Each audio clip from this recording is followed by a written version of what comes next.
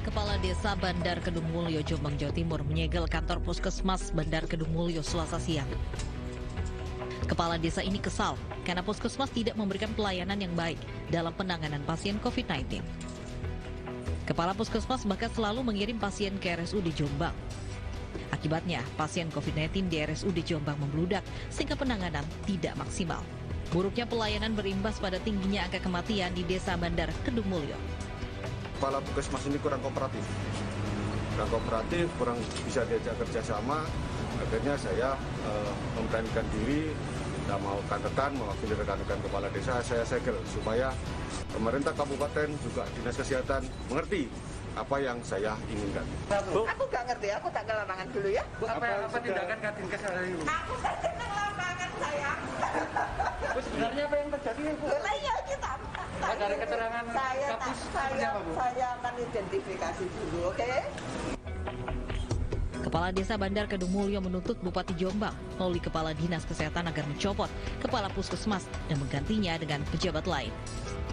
Dari Jombang, Jawa Timur, Mukhtar Bagus, iNews melaporkan. Dan pemirsa, setelah kemarin disegel oleh Kepala Desa, kegiatan pelayanan di Puskesmas Bandar Kedung Mulyo, Kabupaten Jombang, Jawa Timur, hari ini kembali berjalan dengan normal. Pintu pagar Puskesmas yang kemarin dirantai dan digembok kini telah dibuka, sehingga dapat dilalui warga yang masuk atau keluar dari Puskesmas. Puskesmas Bandar Kedung Mulyo juga telah kembali melayani pasien seperti biasa. Sidak yang dilakukan jajaran Gubernur Sumatera Barat ke kantor Sistem Administrasi Manunggal 1 Atap dan Samsat Kota Padang menemukan keterlambatan pelayanan. Loket yang harusnya mulai buka pukul 8 pagi belum juga melayani masyarakat yang telah mengantri sejak pagi hingga hampir pukul 9. Warga yang hendak membayar pajak dan mengurus surat-surat kendaraan pun terpaksa menunggu lebih lama para pegawai dan operator yang datang terlambat. Sidak layanan publik juga dilakukan Bupati Tasikmalaya, Jawa Barat ke rumah sakit umum milik pemerintah.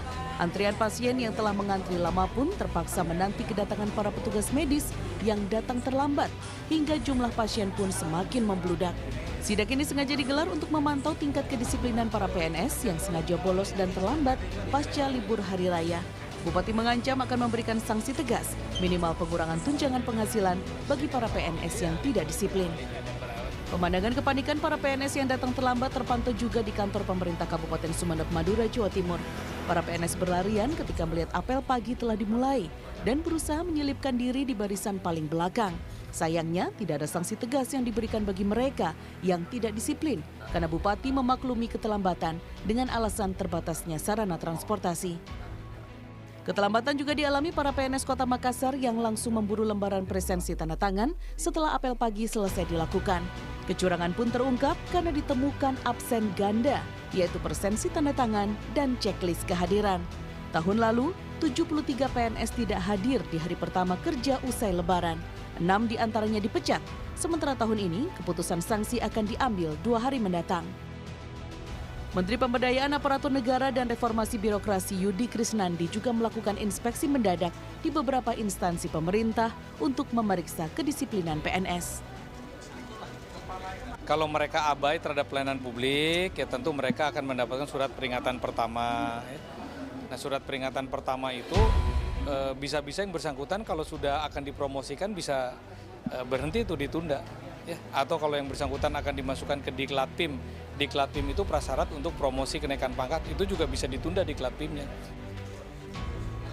Sanksi itu terutama diberikan bagi PNS yang kedapatan mengambil cuti pada tanggal 11 hingga 15 Juli dan melanggar surat edaran Menpan RB tertanggal 27 Juni lalu yang melarang PNS, TNI, dan Polri mengambil cuti tahunan lantaran libur Lebaran selama 9 hari telah dirasa cukup.